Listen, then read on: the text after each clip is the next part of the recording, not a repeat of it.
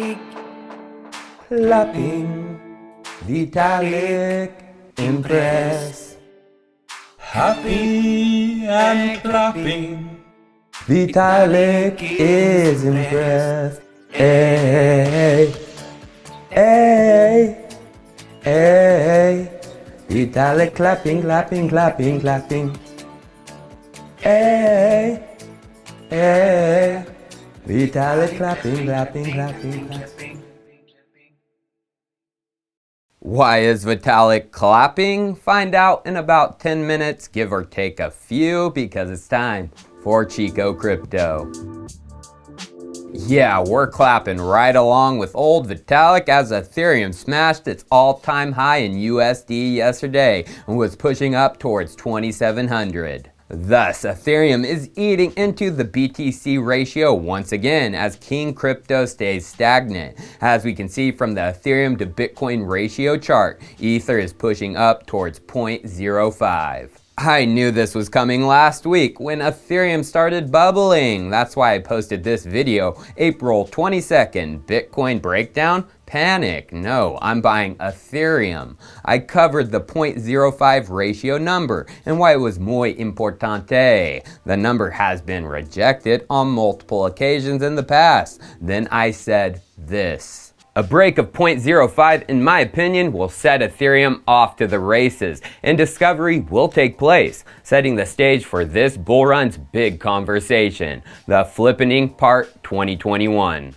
The flippening part 2021, breaking that 0.05 ratio, discovery will take place. What did I mean by discovery? Well, as you can see back in 2017 and even into 2018, that 0.05 number was important for discovery. You can see it better if you zoom in. 2017 first. We broke 0.05 first in March, fell under, but then broke it again 1 month after. April 2017, turbulence around 0.05, but by the middle of May, boom, Ethereum discovery. After that discovery and into late 2017, there was a fall of the ratio. A little turbulence at 0.075, but the majority of turbulence once again happened around the 0.05 ratio. After a steep dip to 0.025 and a bounce, turbulence once again at 0.05 into early 2018, and after discovery once again. That is why the ratio is important. It's the kicker for discovery, and I do have the opinion that a break is on the horizon. And if a trader can do it, if they have the liquidity or capital to get 32 Ethereum and solo stake, now is the time to do it before the discovery happens, as there might be some turbulence around this 0.05 ratio number. There always is. Please, sir, I want some more. What? 32 Ethereum is a chunk of change though. At yesterday's prices, it was just over $85,000.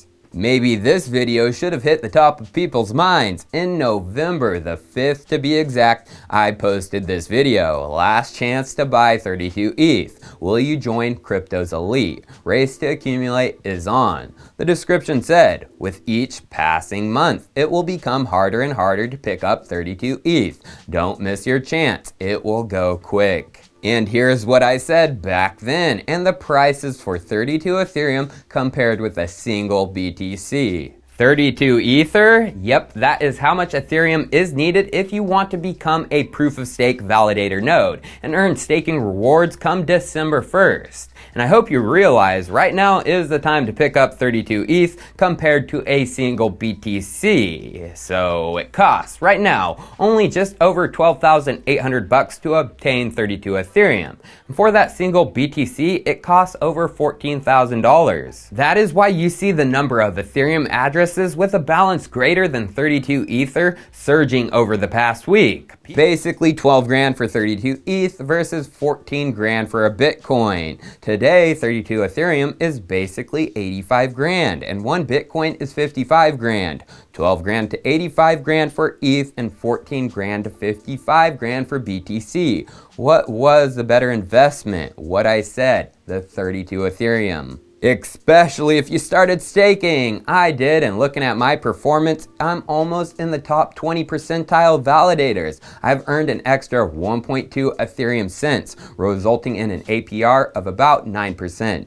So actually my total in the validator is not 85 grand, just 32 Ethereum, but nearly $89,000, an extra 1.2 ETH. And let me tell you, solo staking is not complex. There are simple solutions that hodl your hand through the process. It's basically plug and play now. What I use is an Avado, and of course a link for it is in the description. So why would making that 32 ETH dive over 85 Gs still be smart to this day, in my opinion, over buying just Bitcoin? Besides Ether price ratio discovery not happening yet.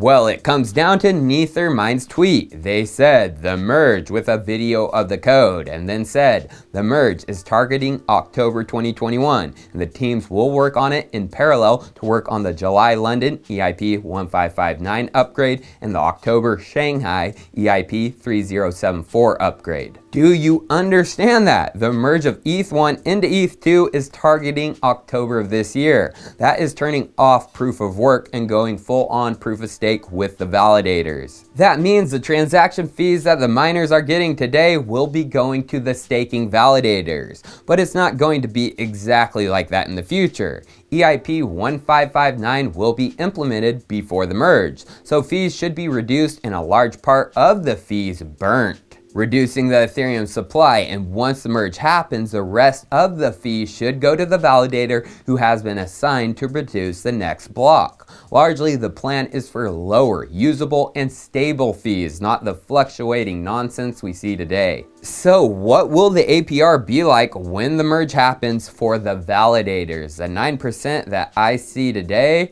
No, no, no. With MEV, maximum extractable value, solutions being implemented by the time the merge happens, a major boost will happen. Alex Abadi, developer and steward for the Flashbots, is working up a bit of alchemy. He presented April 23rd at the Scaling Ethereum Hackathon and Conference. Let's just hear what he had to say about validator revenues upcoming. And so at the current amount, as is written below, at the current amount of validators, 120,000, MEV boosts validator yields by 17.9%.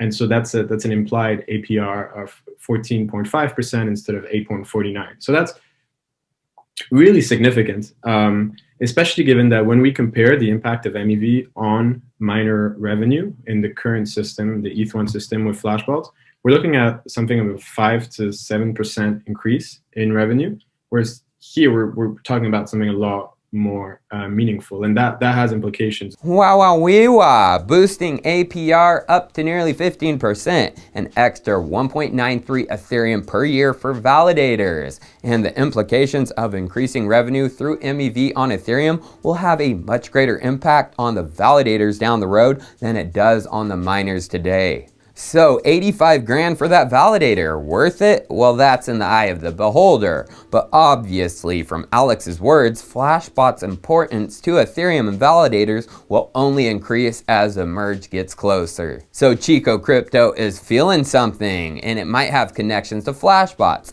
And this just might be an important and nice sidekick to a validator node, an Alchemist coin Crucible. As one of their meme retweets within the past few days tells me oh so much. Alchemist Coin Twitter tweeted bullish April 5th with this meme making fun of Cardano, the Virgils, but then showing the GigaChad Alchemist in training. They say this GigaChad minted the first Crucible NFT vault, invented the gasless DEX, bundles and unbundles for fun. Flashbot's bundles ring a bell? Hasn't ever paid gas on a transaction. And then the key, Flashbot Moat Digger. Flashbot Moat Digger, a protector of Flashbots. Well, just look at this August 2018 digital asset venture research paper titled DLT and the Rise of Crypto Moats. The article describes moats and says the concept of moats was heralded by Warren Buffett to describe a sustained competitive advantage. And they dive into the pre-crypto moats like economies of scale, switching costs, brand loyalty, network effect, and even data. What are the moats of the crypto world, the era of crypto? Tokens. Tokens are the protectors.